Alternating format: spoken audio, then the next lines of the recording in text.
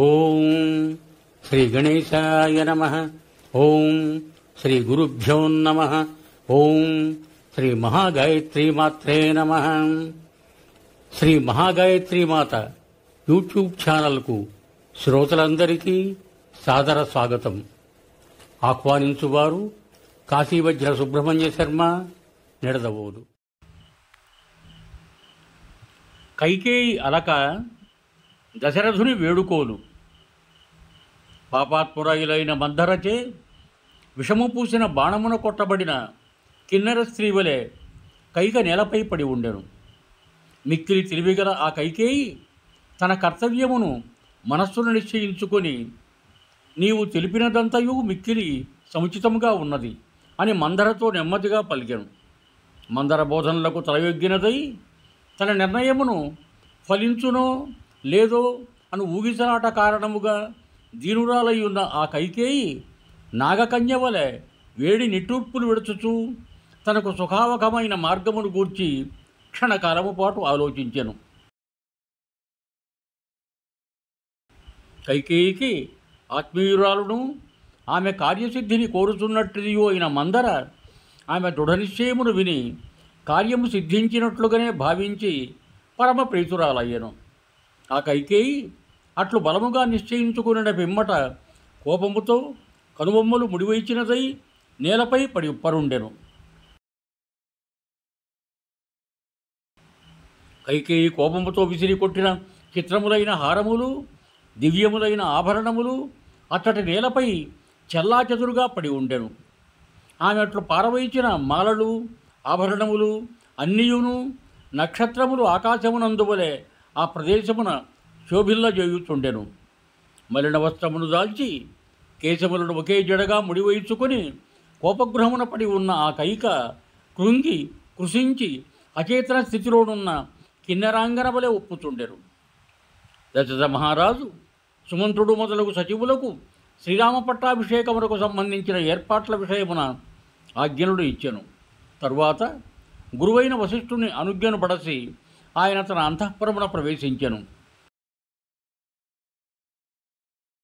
శ్రీరాముని పట్టాభిషేక విషయము ఇప్పుడే కదా నిర్ణయింపబడినది అని స్వతంత్రుడైన దశరథుడు భావించి తనకు అత్యంత ప్రీతిపాత్రురాలైన కైకకు ఈ ప్రియవార్తను తెలుపుటకై ఆమె అంతఃపురమున అడుగిడెను.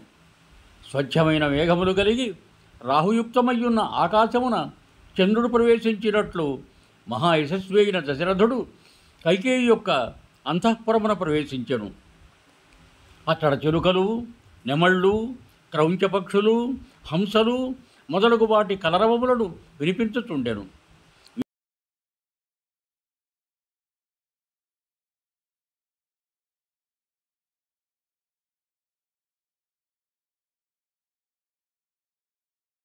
వీణా వేణు మృదంగ తాళధ్వనులు గావించుచుండును. గూనివారు, పొట్టివారు అయిన స్త్రీలు తిరుగారుచుండిరి. సంపెంగలు, అశోకములతో కూడిన లతాగృహములు, చిత్రగృహములు శోభిల్లుచుండెను. దంతములతో, వెండి బంగారములతో నిర్మితములైన వేదికలు విరాజిల్లుచుండెను. దోహద క్రియలతో నిత్యము పుష్పించడి ఫలించడి వృక్షములు, దిగుడుబావులు ఒప్పారుచుండెను. దంతములతో, వెండి బంగారములతో నిర్మింపబడిన ఉన్నతాసనములు అతడు అలరారుచుండెను.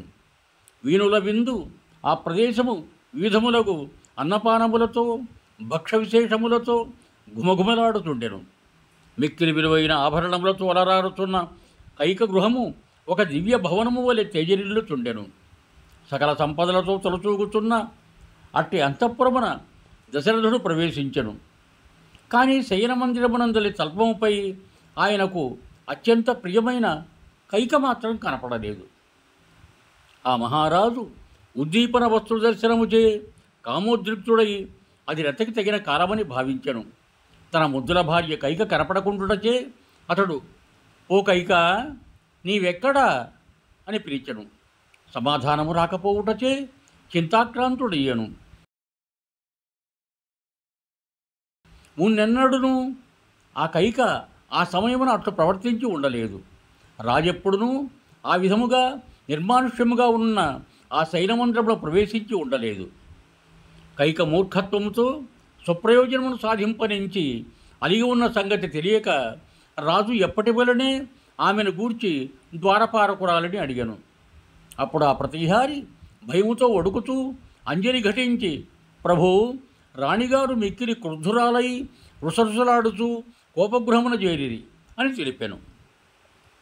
ప్రతిహారి మాటలు వినబడగానే రాజు మనస్సు కలవరపడెను. అతడు ఇంకనూ విషాదమునకు లోనయ్యను. ఆయన కాళ్ళు చేతులు తడబడసాయను. ఇంద్రియములన్నీ వ్యాకులములయ్యను. ఆ దశరథ మహారాజు రాణి స్థాయికి తగని రీతిగా కోపగృహమున భూమిపై పడి ఉన్న ఆ కైకేయిని చూచెను. అంతటా అతడు దుఃఖభారముతో తపించిపోయెను. ఏ పాపమును ఎరుగని ఆ వృద్ధ భూపతి తాను ప్రాణముల కన్నా మిన్నగా చూచుకొనుచున్న తన పడచు భార్య అధర్మముగా అలకబూని కటికనేలపై పడి ఉండగా దిగులుతో చూచెను. పూర్తిగా తుడిచివేయబడి నేలపాలైన తీగవలను, భూమిపై పడి ఆశ్చర్యము గొల్పుచున్న దేవతవలను, ఆకాశము నుండి విసిరివేయబడి దీనయ్యున్న కిన్నెర తరుడి వలెను, దివి నుండి భువికి జారి చూడముచ్చటగా ఉన్న అప్సరసవలను, వరుణను మోహింపజేయుటకై ప్రయోగింపబడి లక్ష్యము నెరవేరని మాయవలను, వలలలో చిక్కుకొని చేష్టలుడిగిన లేడివలను, అడవిలో వేటగానిచే విషము పూసిన బాణముతో కొట్టబడి సంతాపమునకు ఉరి అయిన ఆడ ఏనుగు వలెను ఆ కైక చిన్నబోయి ఉండెను. ఒక మగ ఏనుగు అరణ్యమున ఆడ ఏనుగును తాకినట్లు అతడు ఆమెను ప్రేమతో స్పృశించెను. కామేచ్ఛతో ఉన్న దశరథుడు ఈమె ఏదైనా కోరుకొనుచున్నదా, లేక అనారోగ్యము పాలైనదా, లేక క్రుద్ధురాలై ఉన్నదా, ఎందువలన ఇట్లా పడి ఉన్నది అని తికమకపడుచు తన చేతులతో ఆమెను నిమురుచు కమలలోచనయగు ఆ కైకేయితో ఇట్లు నుడివెను. ఓ దేవి, నీకు నా పైగల కోపకారణమేమో తెలియదు. నిన్ను ఎవరైనా నిందించినారా, లేక అవమానించినారా? ఓ కళ్యాణి, నీవు ఈ విధముగా దుమ్ములో పడుకొని ఉండుట వలన నా మనస్సు మిక్కిలి బాధపడుచున్నది. ఇట్లెందులకు చేసితివి? అభిమతములన్నింటినీ తీర్చువాడను నేనుండగా దయ్యము పట్టిన దాని వలె నా మనస్సును క్షోభపెట్టుచు ఏల ఇట్లు నేలపై పరుండి ఉంటివి. మనకు ఘనవైద్యులకు కొదవలేదు. నా పోషణములో వారందరూ మిక్కిలి హాయిగా ఉన్నారు. వారు నీ అనారోగ్యమును తొలగించి నీకు స్వస్థత చేకూర్చగలరు. ముందుగా నీ వ్యాధి ఏమో తెలుపుము. నీవు ఎవరికైనాను మేలు చేయదలుచుకుంటివా? నీకు ఎవరైనాను అప్రియము చేసినారా? ఇప్పుడు నేను ఎవరికి లాభమును కలిగింపవలను? ఎవరిని నేను తీవ్రముగా దండింపవలను? ఓ దేవి, నీవు ఏడవకుము. దుర్భరమైన నీ పరితాపమును మానుము. ఏ నిర్దోషైనను వధింపవలన? ఉరిశిక్షకు గురి అయిన వారినెవరినైనను విడిచిపెట్టవలన? తెలుపుము. ఏ దరిద్రుడైనను సంపన్నుగా చేయవలన? లేక ఏ సంపన్నుని అయినను నిర్ధనుడిగా నింపవలన? వివరింపుము. నేనును నా వారందరూ నీ అధీనములోని వారము. నీ మనోరథం అది ఏదైనను ఎట్టిదైనను దానిని నేను నిరాకరింపను. నీ మనస్సులోని మాటను నిస్సంకోచముగా తెలుపుము. నా ప్రాణముల వడ్డీ అయినను దానిని తీర్చెదను. నాపై నీకు గల అధికారమును నీవు ఎరుగుదువు కదా, కనుక నీవు నన్ను ఏమాత్రము సందేహింపరాదు. నా పుణ్యముపై ఆన నీ ఇష్టమును తప్పక నెరవేర్తును. ఓ కైకేయి, సూర్యరశ్మి సోకునంత వరకు గల భూమండలమునంతయు నా అధీనములో ఉన్నది. తూర్పున గల దేశములను, సింధు సవ్వీర సౌరాష్ట్రములను, దక్షిణాపదమున గల దేశములను, అంగ వంగ మగధ మత్స్యదేశములను, కాశీ కోసల దేశములను సకల సంపదలతో తొలచూగుచున్నవి. ఈ దేశములో గల పశు సంపదను, ధనధాన్యాది వివిధ ద్రవ్యములను నీ ఇష్టానుసారముగా కోరుకొనుము. ఓ భయస్వభావురాల, భూమిపై బడి తొల్లుచు ఆయాసపడుట ఎందులకు? సుందరి, లేము, నీ భయకారణమును తెలుపు. సూర్యుడు మంచును మటుమాయమనర్చున్నట్లుగా నేను నీ భయమును తొలగింతుము. మహారాజు అట్ల పలకగా కైకేయి కొంతవరకు ఊరడిల్లెను. ఆయనకు అప్రియమైన రామ వనవాసిక విషయమును చెప్పదలచినదై మిగుల పీడించుచు ఆయనను ప్రతిజ్ఞారూపమున బంధించుటకై ఇట్లు పలకసాయను. ఓం భూయాత్ సర్వే జనా సుఖినో భవంతు. ధన్యవాదములు.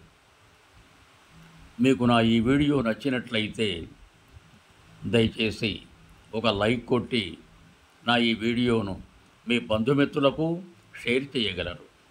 అదేవిధంగా నా ఛానల్ను కూడా సబ్స్క్రైబ్ చేయ ప్రార్థన. మరొక్క మారు ధన్యవాదములతో భౌదీయుడు కాశీవజ్ర సుబ్రహ్మణ్య శర్మ, నిడదవోలు, తూర్పుగోదావరి జిల్లా.